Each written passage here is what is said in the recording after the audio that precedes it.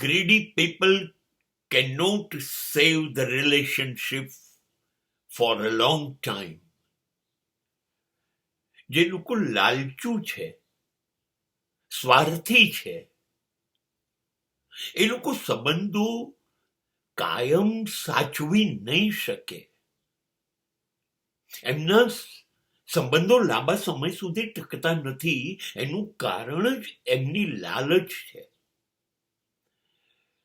એ લોકો સંબંધ શરૂ જ એટલે કર્યા હોય છે કે આ સંબંધ થાય, આમાંથી આપણને શું મળશે, કેટલું લઈશું, કેટલું વસૂલ કરીશું, કયો લાભ મેળવી લઈશું.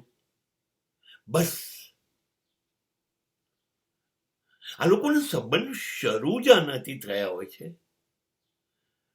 એટલે જેવો લાભ મળવાનો હતો એ મળી ગયો, સ્વાર્થ નીકળવાનો હતો નીકળી ગયો. હવે આ સંબંધમાંથી કશું લેવાનું છે નહીં, તો સંબંધ કામના છે નહીં.